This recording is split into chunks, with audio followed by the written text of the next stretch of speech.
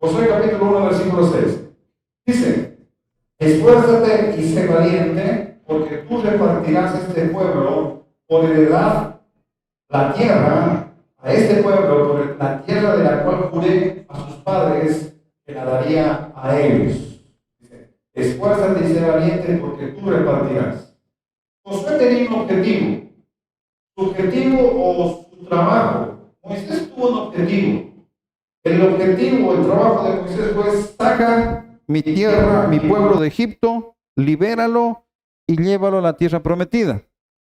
En el transcurso, Moisés perdió la brújula en un instante y Dios dijo: tú no entrarás, ni nadie de los que salieron de Egipto entrarán a la tierra prometida.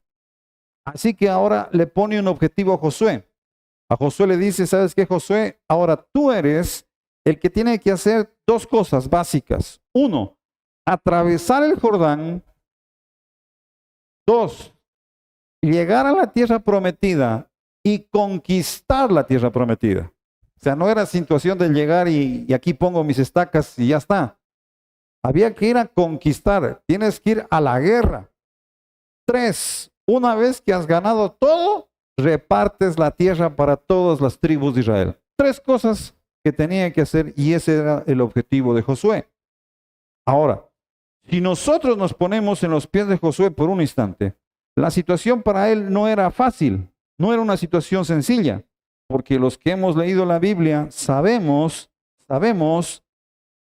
que lo primero que le encontraba a Josué al cruzar el Jordán era Jericó, las murallas de Jericó. Y dice la historia, y muchos historiadores, que la primera ciudad fortificada en la historia, en las ciudades antiguas, la primera en poner una muralla fue Jericó.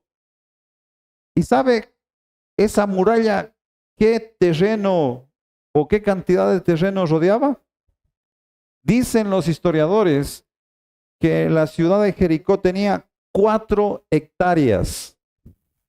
Así que imagínate, 4 hectáreas de muros, cerrando 4 hectáreas. Haga usted los cuentas ahí. Se dice que para ese tiempo, obviamente, estas murallas posiblemente eran más o menos 4 pisos de altura, entre 3 y 4 pisos de altura. Siempre hay quienes dicen un poco más, un poco menos. Pero para un tiempo donde no habían edificaciones, que lo más grande que construías era 2 pisos, tener una muralla de 3 pisos era gigantesco. Entonces, no era un trabajo fácil para Josué. Josué, como cualquier ser humano, pudo haberse metido en el conflicto de decirse a sí mismo: ¿sí podré? ¿Podré hacerlo? ¿Será que puedo? Por eso es que Dios, me gusta que dice esto: esfuérzate y sé valiente. Entonces, yo creo que todos nosotros hemos usado de Josué capítulo 1, versículo 9. Mira que te mando que te esfuerces y seas valiente. Y lo hemos usado cuando nosotros estamos en esos tiempos donde siento que estoy débil, siento que no hago bien las cosas y digo: me voy a esforzar. Mañana me voy a levantar nuevamente como todos los días, 5:30 de la mañana para hacer tal cosa, 6 de la mañana. Me voy a esforzar en esto, voy a ser valiente en seguir adelante. Yo voy a tener en Navidad a mi suegra y voy a ser valiente, Señor de gloria. Entonces yo sé que muchos hemos hecho ese tipo de cosas. Pero sabes que si uno hila fino la historia de Josué, uno se da cuenta que Josué tenía un problema grave.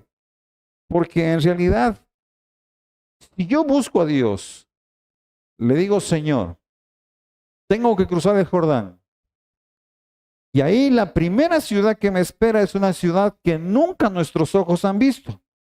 Porque no conocemos, nunca hemos visto, en Egipto no había ciudades fortificadas. Es un enemigo completamente nuevo.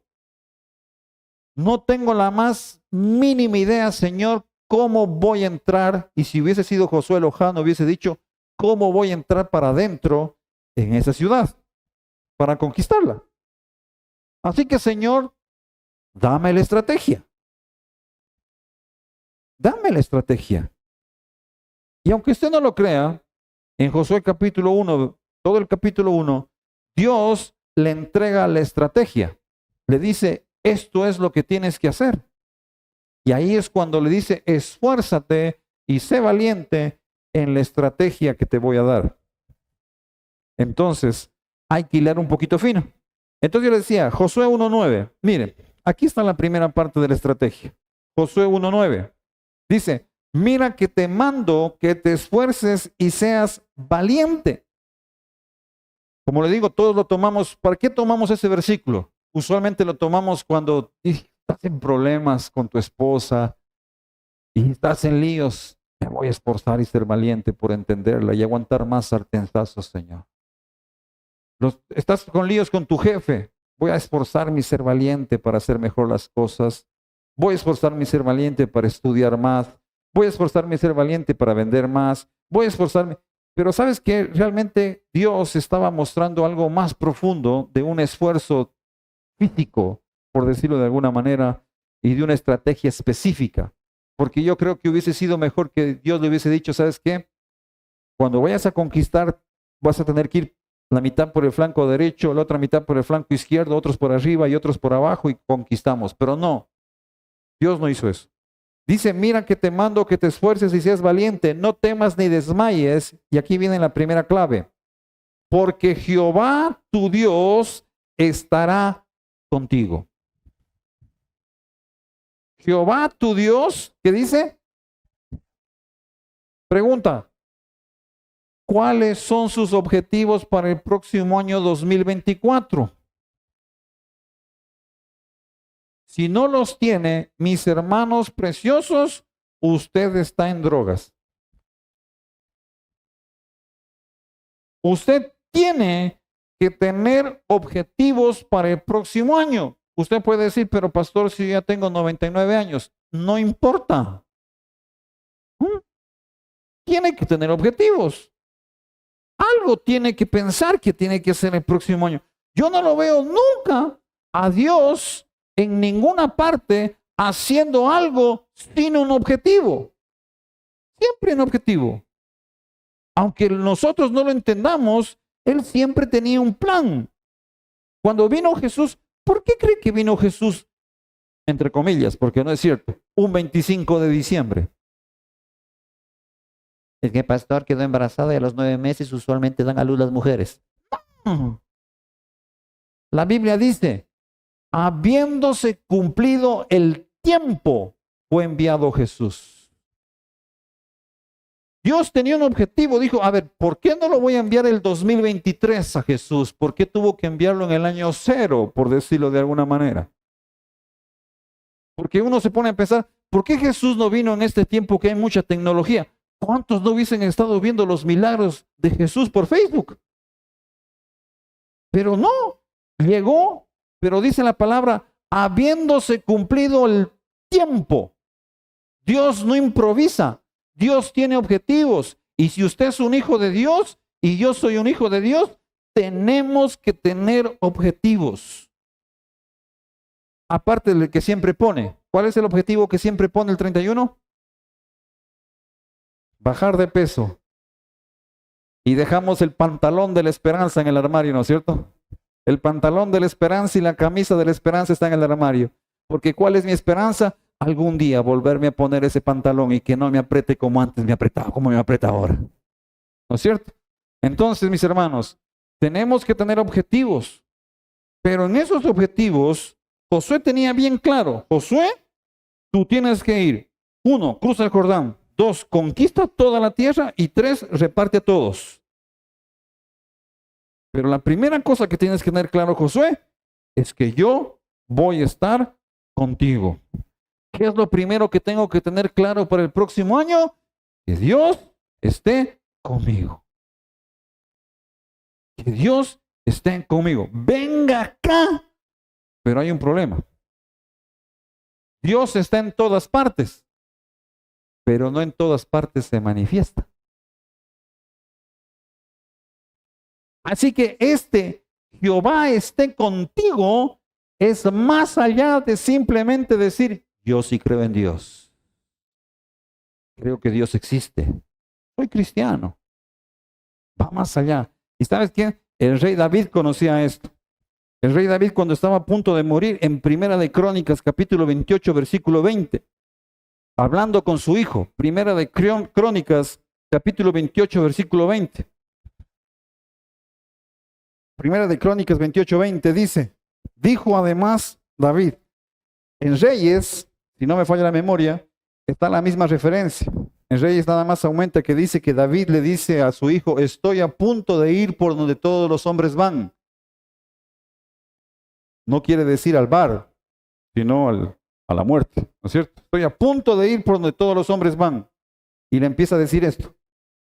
Dijo además David a Salomón su hijo, anímate y esfuérzate y manos a la obra. No temas ni desmayes, como que está parecido, ¿no es cierto? Porque Jehová, Dios, mi Dios, estará contigo. ¿Pero para qué? Él no te dejará ni te desamparará hasta que acabes toda la obra para el servicio de su casa.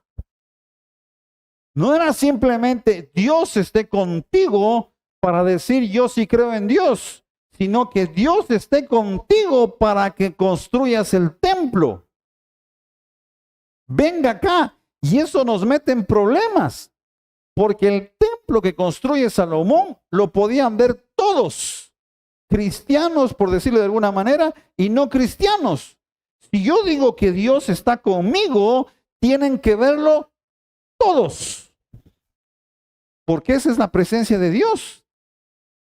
No simplemente decir Dios está aquí, ¿no es cierto? A veces nosotros cantamos, Dios está aquí, aleluya, tan cierta como la mañana. Y andamos pateando al perro y al gato. Entonces, mis hermanos preciosos, David conocía esto, y otro hombre que conoció esto fue Jeremías. Jeremías capítulo 1, versículo 8. Dios le dice algo, Jeremías 1, 8. ¿Se da cuenta? Yo estoy contigo para.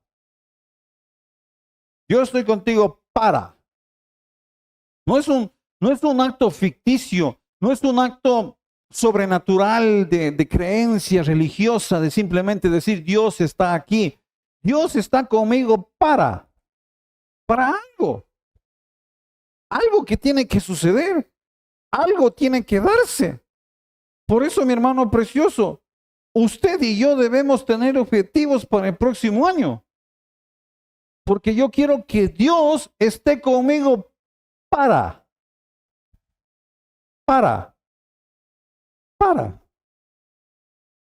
No simplemente sí, yo camino con Dios. Y nadie ve nada. ¿Sí? Es como cuando usted dice, ¿cómo te sientes? Feliz. Y a veces en la cara no se nota. Entonces la gente dice, mi corazón está alegre. Dile que le avise a tu cara. Tu cara no se ha enterado en años que tu corazón está alegre. Entonces, mi hermano precioso, nosotros decimos, Dios está conmigo para. Punto número 1 de la enseñanza de hoy. Usted tiene que tener objetivos para el próximo año. Segundo, que Dios esté contigo para que se cumplan esos objetivos. Porque a veces ponemos objetivos basados en mi buena voluntad. Y uno dice, yo sí voy a poder. El próximo año yo juro en el nombre de Jesús. Hay que jurar en el nombre de Jesús, pero algunos lo hacen, ¿no? Juro en el nombre de Jesús que no voy a comer de más. El primero está raspando hasta la viruta de la olla de lo que comes.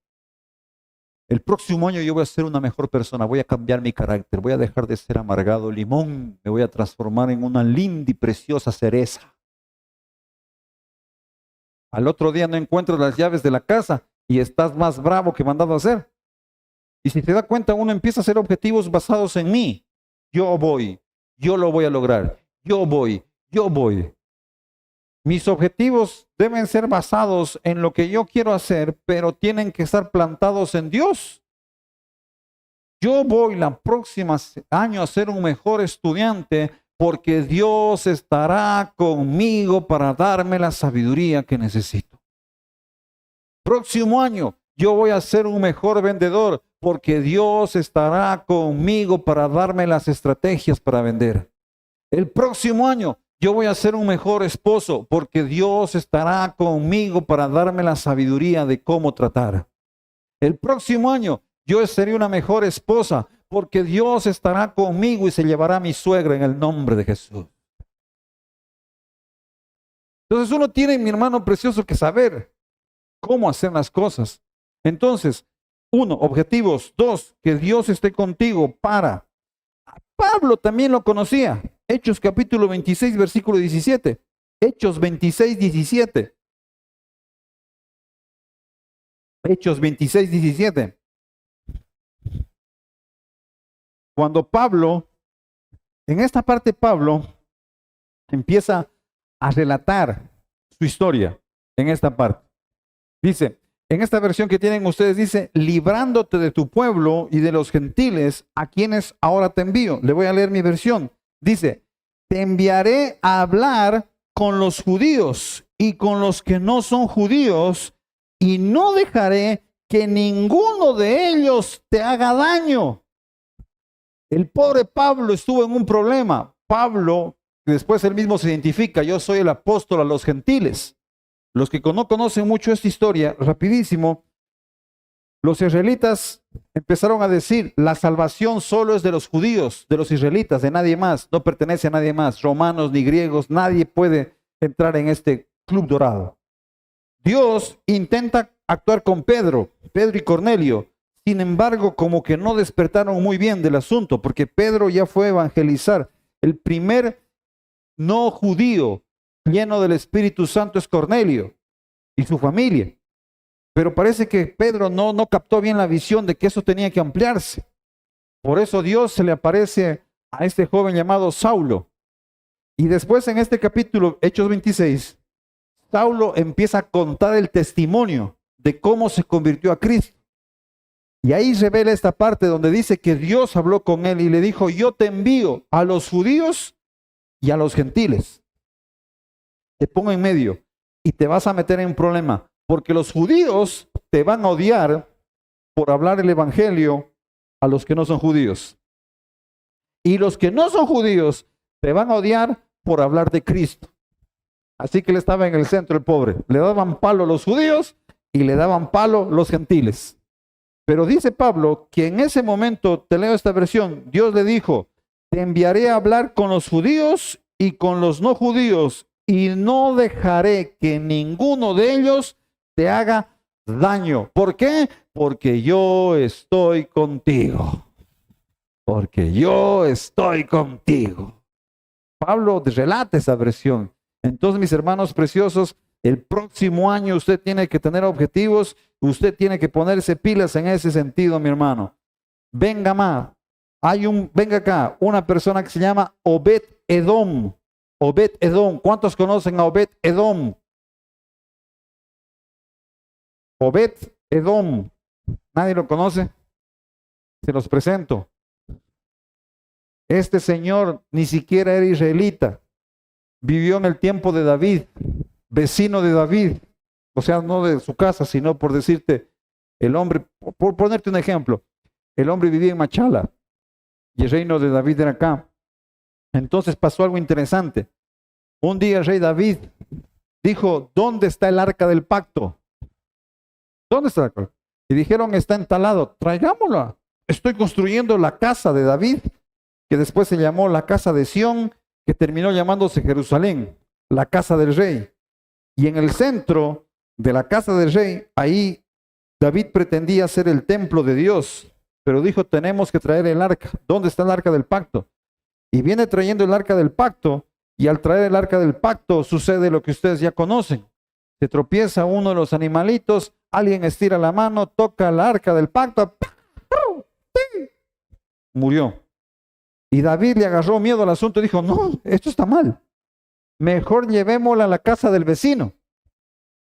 Y en vez de traerla a Caloja, por esto es el ejemplo, la lleva a Machala. Y en Machala le llega a este señor llamado Obed Edom, que no es israelita. Este señor era geteo. de los geteos. ¿Sí? Ven acá. ¿Y por qué lo llevaron donde un geteo? Porque ningún israelita quería hacerse cargo del arca. Dijo, no. Si lo mató al hombre que estaba queriendo trancar, ¿y yo por qué? Pues yo qué he hecho. ¿Ah?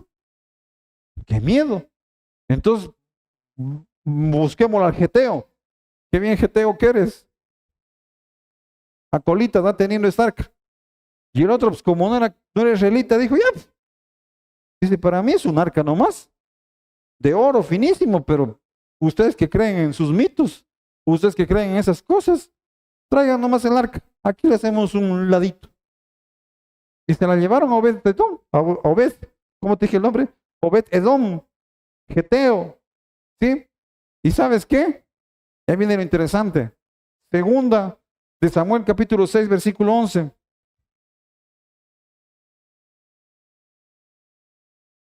Segunda de Samuel capítulo 6, versículo 11. El arca era la representación de la presencia de Dios. Dice, y estuvo el arca de Jehová en la casa de Obed-Edom geteo. Ese geteo no era nombre, era de dónde era, su pueblo, no era israelita. 3 meses. Y mira lo que pasa. Y bendijo Jehová a Obed-Edom, ¿y a quién más? Toda su casa. Por tener la presencia de Dios en su casa terminó bendecida. Y fue tanta la bendición que en el versículo 12 fueron corriendo con el chisme donde David. Fue dado aviso al rey David diciendo, Jehová ha bendecido la casa de Obed-Edom y todo lo que tiene, porque donde está la presencia de Dios tiene que verse. Porque aquí fue alguien dijo, mira, pongámoslo a Juan Pablito, que es Obed-Edom, ¿no es cierto? El geteo, bien geteo, ¿no es cierto? Perfecto. Y yo estoy viendo lo que pasa. Mira cómo lo bendice. Mira, ¿qué hacemos? Contémosle a David. Y fueron corriendo donde Lenin David. Mira lo que está pasando. ¿Él me envió? No. ¿Él me contó? No. Yo lo vi de... ¿Sí o no? Así es como un buen lojano, léxico lojano antiguo. Ahora sí hablamos mejor, ¿no es cierto? Yo lo vi, pero siempre desearían decir, yo lo vi con estos ojitos. A mí nadie me contó. ¿Qué fue lo que vi? David, la casa de Obed-Edom está siendo bendecida. Y no solamente su casa, sino todo lo que tiene. ¿Y sabes por qué? Por la presencia de Dios en esa casa. Mi hermano precioso, esto es más allá de que usted y yo pongamos un letrero en nuestra sala que diga, ¿cómo es que nos gustaba antes? ¿Dónde está Dios? Hay amor. Y donde está Dios hay todo. Pero tú buscas en tu refrigeradora y no hay ni para el gato. ¿Ah? ¿Sí me hago entender, mis hermanos preciosos? Donde está Dios, dice, esto dice, todo fue bendecido. Nos gusta poner ahí, ¿no es cierto? Jehová es mi pastor. Nada me faltará. Pero vas a buscar la panera y tienes un pan del 25 de Navidad, pero del año pasado. Entonces, mis hermanos preciosos, si estamos hablando de un Dios verdadero, es un Dios que bendice. Y o sea, es tanta la bendición que Dios puede darme a ti y a mí, que yo ni siquiera tengo que ir a estar contando. Porque los demás van a ver. Entonces dice, y todo lo que tiene, dice, y Jehová ha bendecido la casa de Obed-Edom y todo lo que tiene a causa del arca de Dios, de su presencia. Entonces David fue y llevó con alegría el arca de Dios. Dijo, no, pues esto está bueno. Esto está bacanísimo, está riquísimo, yo me lo llevo. Y dice, el arca de Dios de casa de Obed-Edom, ¿a dónde? A la ciudad de David. La ciudad de David se llamó después la ciudad del rey, también se llamó Sión y terminó llamándose como actualmente la conocemos, Jerusalén. Pero David dice, esta presencia está buena, me la llevo. Venga acá. Usted tiene que venir al templo y llevarse la unción de esta casa para su casa. La presencia de un Dios vivo para su casa. A mí me encanta ver, mis hermanos preciosos, testimonios de gente que es bendecida.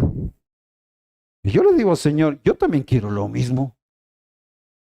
Ahí donde tú me ves, le digo, Señor, negrito aquí, todo, yo también quiero lo mismo, Señor.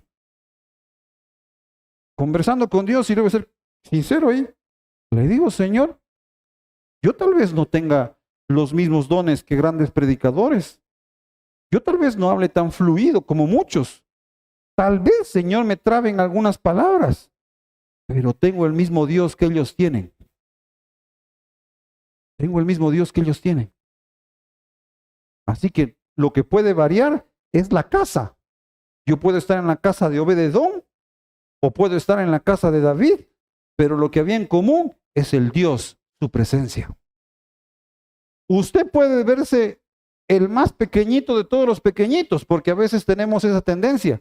Ay, no, pues el pastor tiene tiempo para estar leyendo la Biblia. No, pues es que el pastor tiene, no, es que el pastor... Ya, aceptémoslo. Pero ¿estás adorando a otro Dios o es el mismo que tenemos? Así que lo que puede hacer por el vecino que tú tienes que adora a Dios, lo puede hacer por ti y más. Y más. Y más. Y más. Lo mismo que Dios sabe. Cuando tú ves, yo lo veo a alguien de aquí que es bendecido, le digo, qué lindo cómo lo bendice. Señor, date un poquito. Yo también quiero. Yo también quiero, Señor. Solo como ejemplo, no se vayan a poner bravos. ¿Cuántos conocen la casa donde bautizamos? ¿Sí? Hay una casa en Catamayo donde bautizamos. Aquí está en la familia. Algunos están aquí en la familia. ¿No es cierto? Y un día el jefe de casa cogió y nos compartió unos mangos que parecían sandía. Unas cosas grandotas. ¿Y sabes qué dijimos con mi esposa? Nosotros también queremos mango. ¿Qué sabemos de mangos nosotros? Lo único que mi esposa sabía de mangos era mi persona, nada más. ¿Qué sabemos de mangos? Para colmo, el dueño de casa es ingeniero agrónomo, sabe de cultivar las cosas. ¿Nosotros qué sabíamos de eso?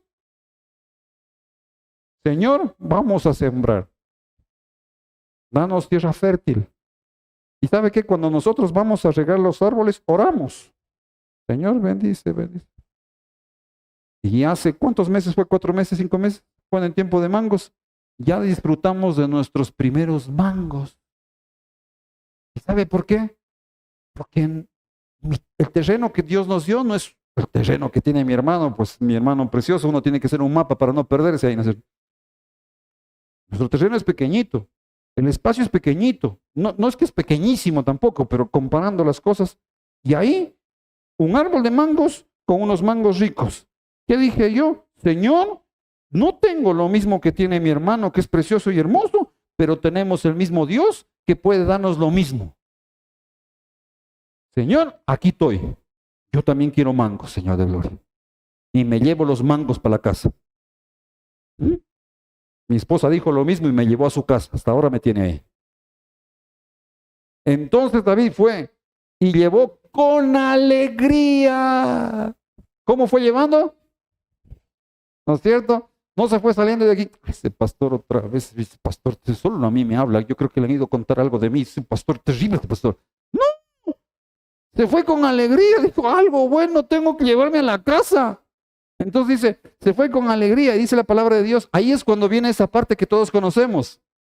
Cuando él iba cantando, danzando, dando vueltas. Se le cayó la pollera colorada. Porque él venía cantando con la pollera colorada. Y se le cayó la pollera colorada. Y la esposa lo vio y dijo, ¡ven, qué ridículo! Mira, se te ven hasta las varices.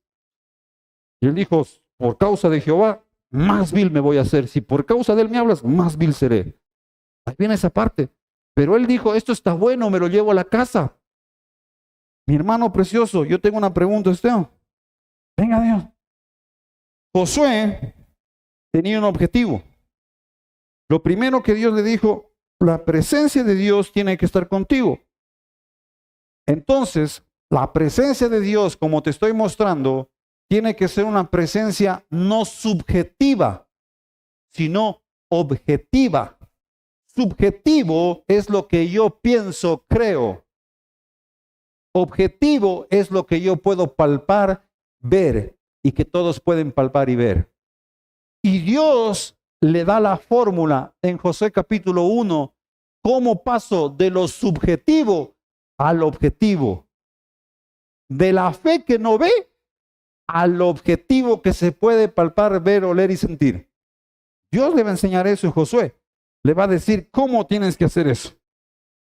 Entonces, primera cosa, mis hermanos preciosos, para lograr eso, para lograr que ese Dios subjetivo, por decirlo de alguna manera, ese Dios que tú dices, Dios existe, Dios está aquí, también lo pueda ver Byron, lo pueda ver mi vecino.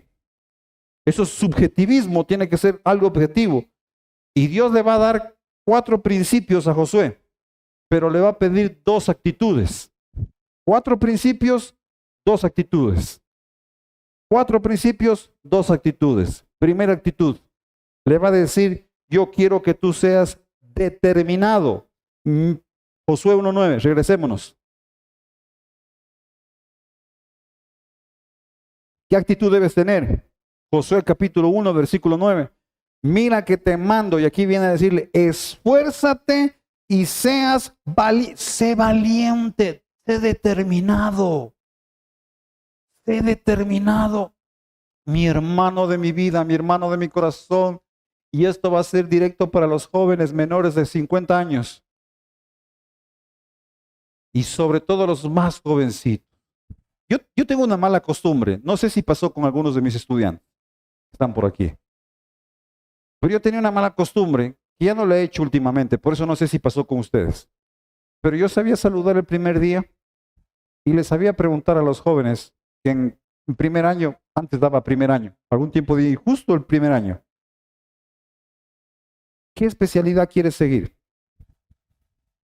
Entonces algunos me dijeron, doctor, ni siquiera estoy queriendo terminar medicina y usted ya me está preguntando especialidad. Ni siquiera sé cómo voy a sobrevivir el primer año. Voy a morir aquí. Y usted me está preguntando eso. De 30, 40, 50 estudiantes en un paralelo, 1 o 2 sabían específicamente qué es lo que quieren ser. Y eso, aunque usted no lo crea, es preocupante. Venga acá. Haga el ejercicio con sus sobrinos, con sus primos. Pregúnteles cuando están en la escuela, ¿qué quieres ser cuando seas grande? En el colegio, ¿qué quieres ser cuando seas grande?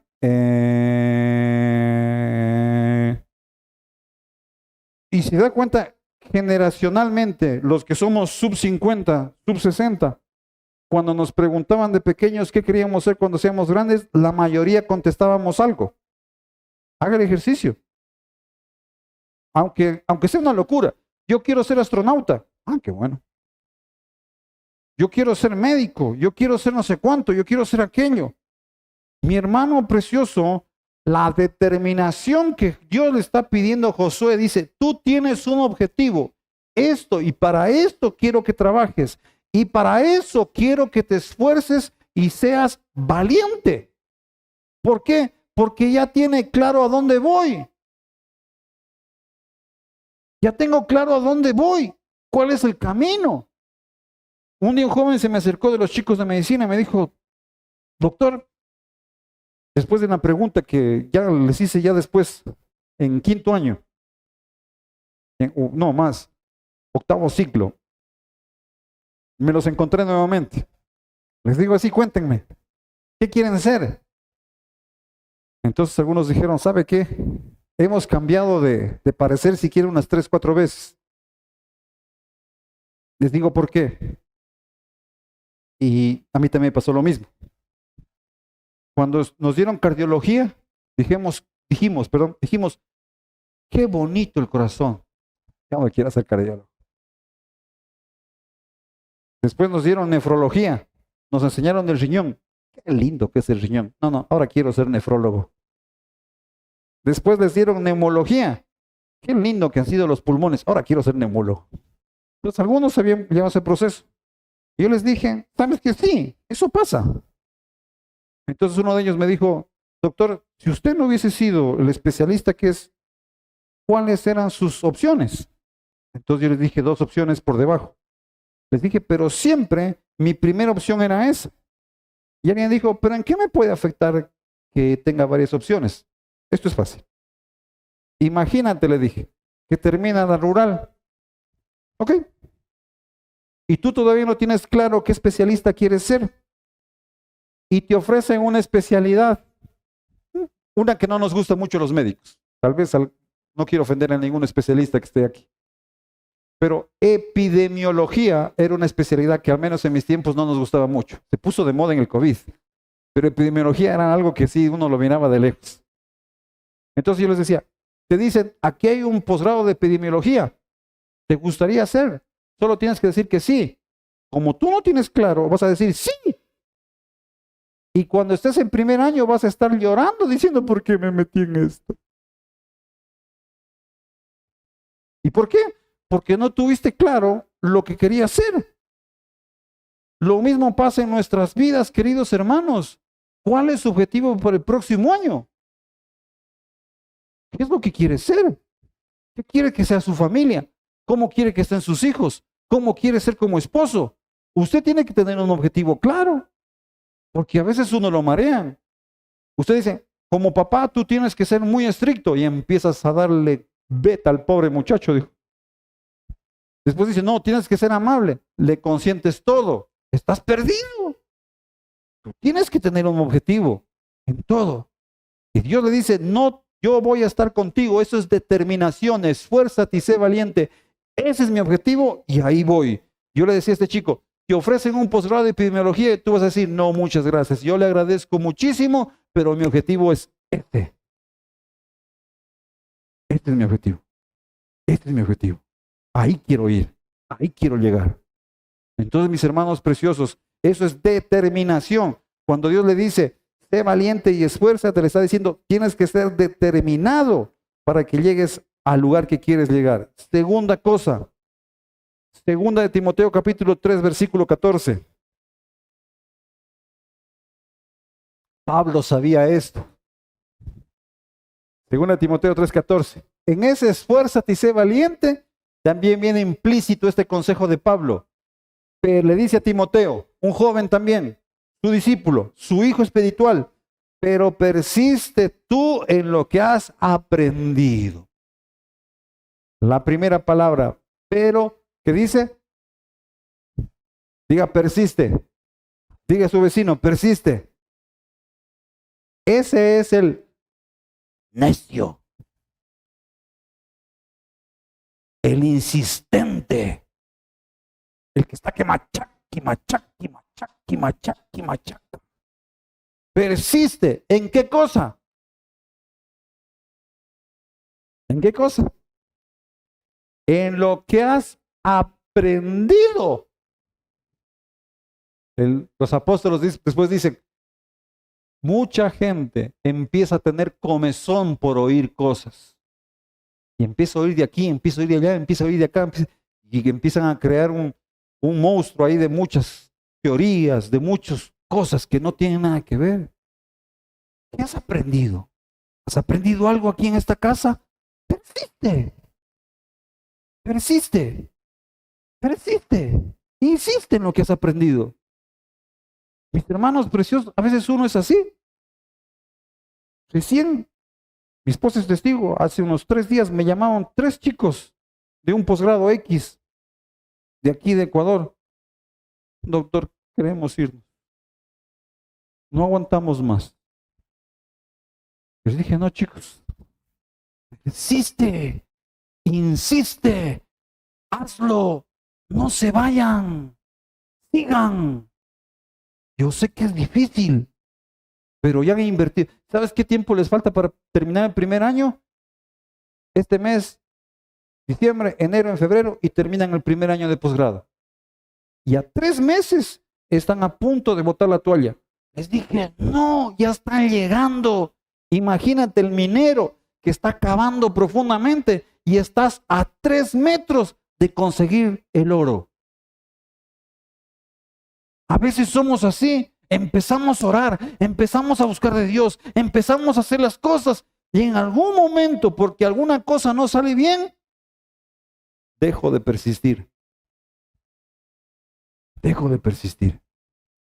Y quién sabe, ya te estaba faltando solo 3 meses para conseguir lo que estabas pidiendo en oración. Pero pastor, ya vengo orando como 6 meses. A lo mejor faltaba 2 días más.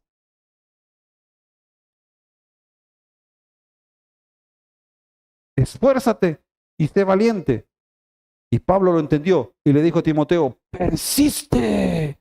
Jesús lo comprendió. Dice, y Jesús enseñó la necesidad de orar e insistir mucho. El reino de los cielos es semejante a una viuda que tenía que ir a golpear la puerta en un juez injusto y todos los días iba y golpeaba y decía, hazme justicia. ¿Cuántos días? Todos. Persiste. Tú dices, uy, parece que esto no funciona, pastor. Persiste. Dice, persiste tú en lo que has aprendido y te persuadiste. Ese persuadiste significa y te convenciste. Estabas convencido que lo que estabas haciendo estaba bien, pero porque algo salió mal, lo dejaste. Entonces Dios le estaba diciendo a Josué, yo quiero que tú seas determinado y persistente en lo que vas a tener que hacer. Eso quiero de ti, Josué. ¿Sabes por qué? Porque yo estaré contigo. Yo estaré contigo. Pablo lo entendió y le dijo a su discípulo, persiste, insiste, ahí está. Papá usaba un ejemplo que a algunos no les gustaba. Dice, pégate como garrapata. Así decía papá. ¿Cuántos conocen las garrapatas? Se pegan en las vacas y anda a ver si salen solas. Ellas no dicen, aquí no hay sangre, me voy. Esas se quedan ahí. Hasta la leche del ternero se van tomando. Dice, pégate como garrapata, decía, pues, pégate a la palabra, pégate a sus promesas y persiste. ¿Cuáles son tus objetivos para el próximo año? 2, que la presencia de Dios esté contigo, pero esa presencia tiene que ser evidente. ¿Cómo logro que esa presencia sea evidente? Con determinación y persistencia. ¿En qué? Josué capítulo 1, versículo 8. Y aunque usted no lo crea, el sermón está a punto de acabar. ¿Cuántos dicen amén? Son malos conmigo, ¿no? Josué 1:8. Mira lo que empieza a decir. Punto número 1. Nunca se apartará. Persiste, insiste, santa necedad. Sé porfiado. Esto dice la Biblia. Esto dice la Biblia. Nunca te apartes. Mi hermano precioso, los primeros síntomas de aquel que se aparta es primerito que antes los tenías locos. A todos los vecinos, a tus amigos, a tu familia, los tenías locos porque vos llegabas y empezabas a poner música cristiana. Y todos decían, ya llegó este man a poner otra vez sus cantitos cristianos. Y poco a poco dejan de insistir. Ahora ya andan escuchando, a ver, a ver. ¿Mm? Con la sonora. ¿Mm? Ya no persisten. Cuando estabas persistiendo, tú llegabas primerito al culto. Después dicen, ya lo veo por Facebook. Ya lo veo en Facebook. Después dicen, ya veo la repetición, como después suben la repetición entre semana, ahí la veo. Después ni la repetición. Y poco a poco yo me estoy alejando. Ya son los síntomas. ¿Sabe que una de las cosas más difíciles para los médicos es cuando usted llega y dice, parece que me quiere dar fiebre? Y parece como que me quiere doler. Yo siempre sabía decir, parece que le voy a dar una receta. Se sonreían. Pero lo que sí es seguro es algo. ¿Qué, doctor? Que le voy a cobrar la consulta. Son síntomas. La gente empieza a alejarse. Entonces uno tiene que decir, ¿estoy persistiendo o ya me estoy empezando a alejar? Primero, dice, no te apartes, nunca te apartes.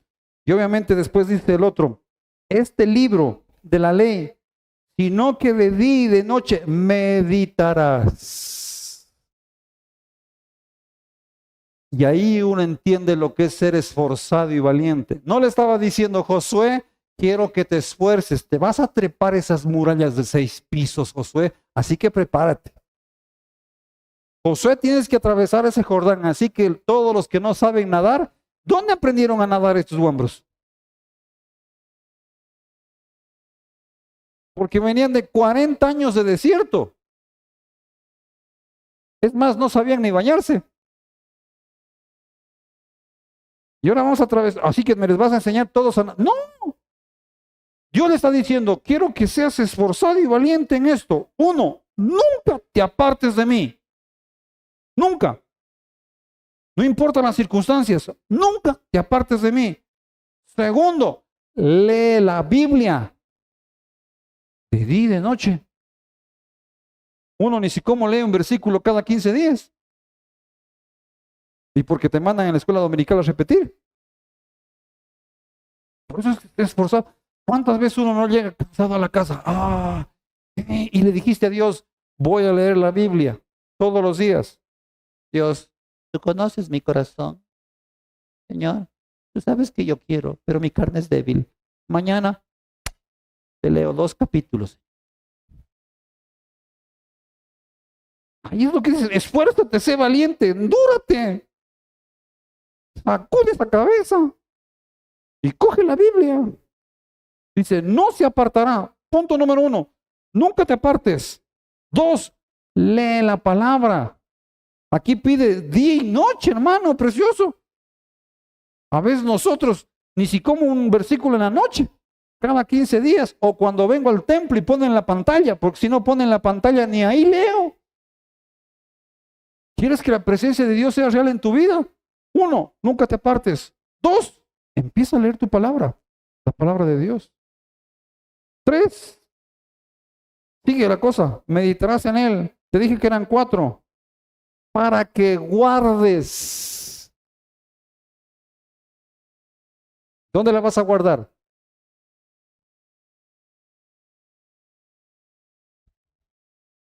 Y eso significa lo más difícil. ¿Qué es lo más difícil? Memorizar.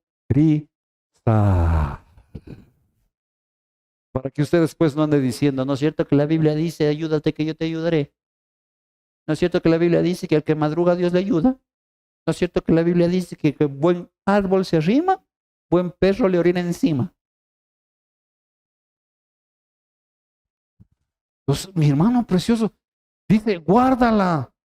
No, a ver, por si acaso. No es eso de comprar una Biblia más cara y ponerla en la sala y ponerle 2 velas, está bien guardada. No. Guárdala. ¿Dónde la guardo? Aquí. Mi hermano, y le voy a dar un alivio, así un alivio chiquito, suavito, pero es alivio.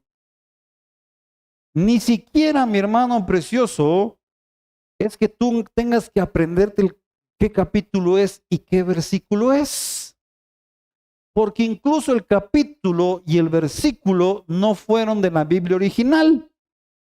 Pero sí tienes que estar seguro que lo que tú estás creyendo está en la Biblia. Pero si tú le aumentas, porque viene eso ya es de cada quien, de cada cual. Yo digo, no, pastor, a mí sí me gusta aprenderme con la cita y el capítulo. Amén, mejor todavía. Pero si tú no te eres capaz de aprenderte el capítulo y el versículo, por lo menos estar seguro que lo que estás diciendo es bíblico. O sea, no salir con una cosa disparatada. Hay cosas, mis hermanos, yo le ponía el ejemplo el domingo pasado. Se armó una discusión en internet porque alguien dijo, no es correcto que un cristiano salude a otro cristiano diciéndole Dios te bendiga. Amén, Juan Pablo. Juan Pablo es cristiano. Nadie dijo amén, hermano. Juan Pablo es cristiano. Entonces, si yo voy y le digo Dios te bendiga, según lo que me leía, estoy haciendo mal. ¿Y sabe por qué? Porque el razonamiento era este.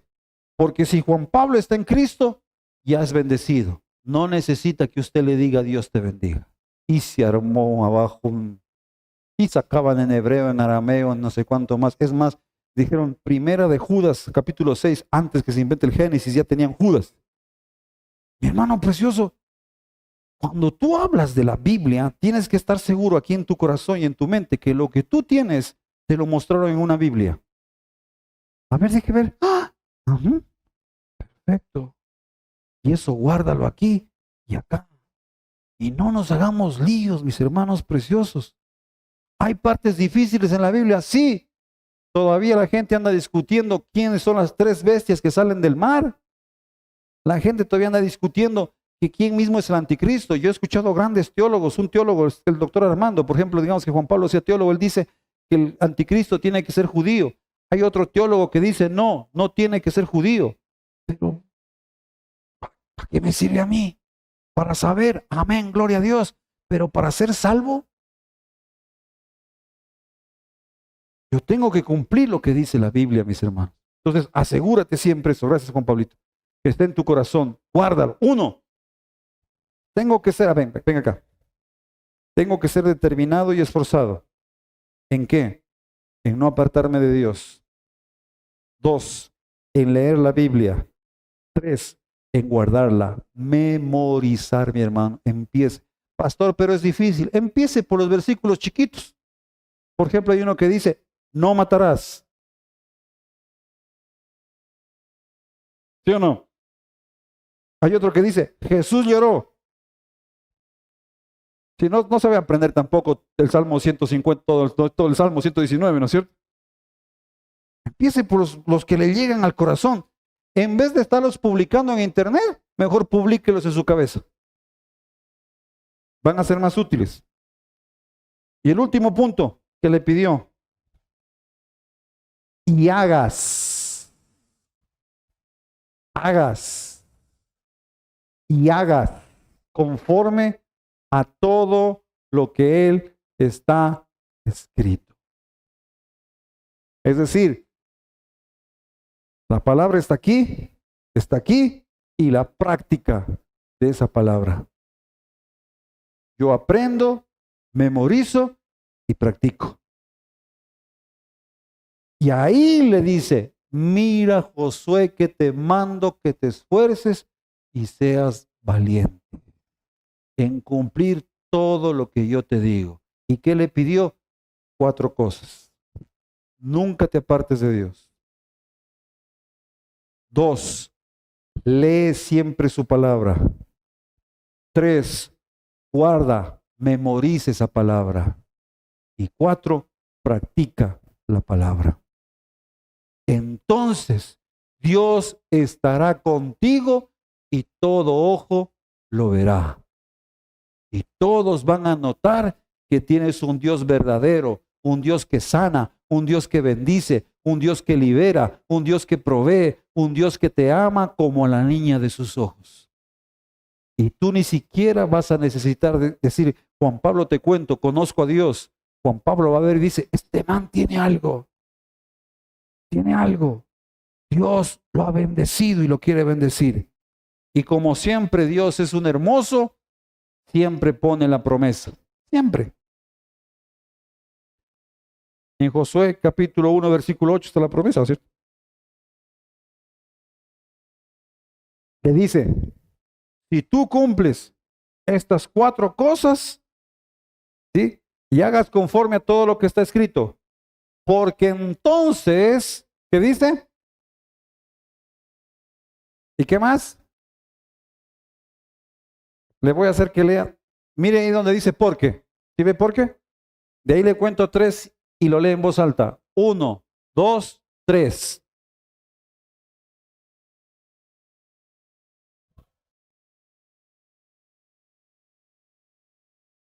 ¿Cuántos quieren que les vaya bien el próximo año? Determinación y persistencia. Tanta necedad. La gente te va a ver leyendo una Biblia. Tu papá, tu mamá, tu hermano. Oye, ya déjese el libro. Oye, qué bestia, vos te me has hecho fanático religioso. ¿Mm? Y usted y yo, necios. No, aquí hay algo bueno. Así como David. David dijo, esto está sabroso y yo lo quiero. Cuando yo vi los mangos de mi hermano, dije, yo quiero esos mangos. Oye, ya deja de estar yendo al culto. Mira el domingo, ¿cómo estás solo metido y pasas en esa iglesia? Sí, sí. Aguántate nomás para que veas cómo Dios me va a bendecir. ¿Mm? Deja de estar haciendo. Oye, pero ¿por qué andas memorizando? No sé cuántos tienen esa técnica. Hay una buena técnica para memorizar los versículos. Escríbalos en la computadora y téngalos en todas partes y léalos. Ahí en el baño, mientras usted está sentado meditando en no sé qué, mejor ponga el versículo al frente. ¿No es cierto? En la ducha, en la parte de arriba de la cama, al lado de su computadora. Ponga un solo versículo, no lo ande cambiando. Ponga uno hasta que se lo memorice y ahí sí cambio por otro. Va a ver que al principio es difícil, pero una vez que usted empieza a memorizar, después usted va a querer comerse la Biblia, literalmente. Y después va a venirme a preguntarme a mí, pastor, ¿se ha leído ya por Primera de Crónicas, capítulo 3, versículo 8? ¿Se da cuenta? Y alguien le va a decir, oye, pero ¿por qué andas con eso bíblico en todas partes? Espérate, espérate nomás. Cuando caigan las murallas de Jericó, tú vas a ver lo que Dios hizo con mi vida. Cuando se divide ese río, vas a ver lo que Dios ha hecho en mi vida. Porque todo lo que los demás llamaron imposible para mí, Dios siempre lo va a hacer posible, porque su presencia está conmigo. Y no es una religión, es un Dios vivo que bendice. Por eso yo, 1, no me aparto de él. 2, yo leo su palabra. 3, la guardo en mi corazón y en mi mente. Y 4, mi hermano, practico lo que aprendo. Entonces Dios prosperará todos tus caminos y todo. ¿Qué significa todo? Diga todo. Diga todo. ¿Qué es todo?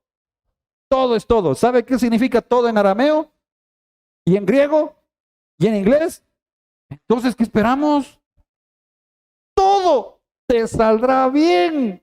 Todo. ¿Qué tienes que hacer? Creerle a Dios. Y esfuérzate y sé valiente. Santa necedad. Yo voy a insistir en esto, Señor, y voy a moler, y voy a picar, y voy a hacer. Pablo le dijo a Timoteo en ese versículo que leímos, persiste en lo que has aprendido. Porque Pablo conocía la historia de Josué. Josué aprendió del libro de la ley. Y Pablo dijo, persiste en lo que has aprendido y te has convencido. ¿Y sabe qué dice más abajito? Que desde las niñez has conocido las sagradas escrituras, las cuales te pueden hacer. Ahí está, mi hermano precioso. ¿Cuáles son sus objetivos para el próximo año? ¿Cuáles son sus objetivos?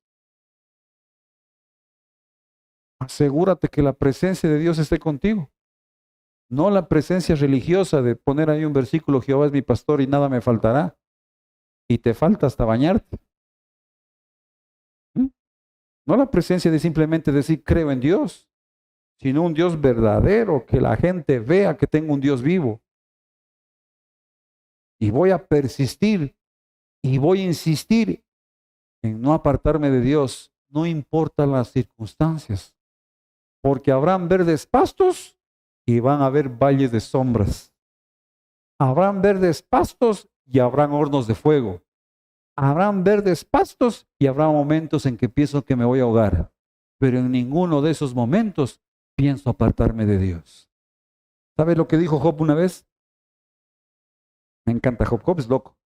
Este andaba en drogas. Job le dice a Dios, a sus amigos, aunque Dios me mate, aún en Él esperaré. Aún en Él, aún en Él. Voy a insistir en confiar en Él. Voy a persistir en confiar en Él. Y voy a insistir en estar en la iglesia. Voy a insistir en estar en la alabanza. Voy a insistir en estar en la danza. Voy a insistir en estar sirviendo a Dios. Voy a insistir en estar en el culto. Voy a insistir en la academia. Voy a insistir en la lectura de la Biblia. Voy a insistir en lo que estoy haciendo porque yo tengo un Dios que me va a bendecir en todo lo que yo haga. Ese es mi Dios. Por lo tanto, yo voy a mostrar una santa necedad de insistir y ser porfiado en buscar su palabra, en buscar su rostro, en buscar que Él me hable. Si me estoy levantando a las 3, lo seguiré haciendo. Si me levanto a las 5, lo seguiré haciendo. Si lo hago a las 11 de la mañana, lo seguiré haciendo. ¿Hasta qué? Hasta que Dios abra la puerta y me bendiga, hasta que sobreabunde sobre mi vida. Mi querido amigo, si usted ya tiene objetivos, no solamente para el próximo año. Yo aquí veo gente joven que todavía no han terminado sus carreras. Tú puedes empezar a tener objetivos, no solamente para el próximo año. ¿Hasta dónde quieres llegar? Los que están estudiando hasta la especialidad, al doctorado, al PhD. Los que tienen negocios, ¿hasta dónde quieren ir? ¿Trabajas para una empresa? ¿No te gustaría ser el mejor trabajador de tu empresa?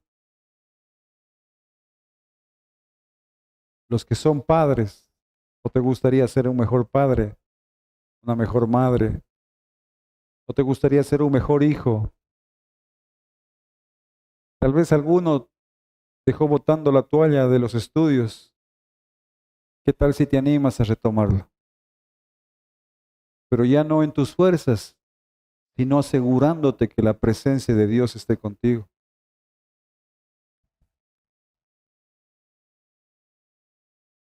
Tal vez dejaste de orar por tus hijos, por tu esposo, por tu esposa. Nuevamente Dios te ha llamado para que seas persistente, insistente. Lo que una vez te dijeron, que eres necio, terco. Ahora sé un necio para Dios, un terco en creerle, un terco en decirle, Señor, tú no eres hombre para que me mientas, ni hijo de hombre para que te arrepientas. Hoy, Señor, puedes decirle en tu corazón, hoy, Señor, yo me propongo ser un terco tuyo, un necio tuyo, como esa viudita necia de la cual tú hablaste en el Nuevo Testamento y que golpeaba la puerta todos los días pidiendo justicia para su vida. Hoy yo quiero ser un necio tuyo, Señor, de no apartarme de ti, no importan las circunstancias. Como decía Pablo, en lo mucho, en lo poco, en la abundancia y en la escasez, en las grandes sinagogas y también en los barcos que se hundían, en las salas de un palacio y también desde una oscura cárcel. Nunca me apartaré de ti, Señor.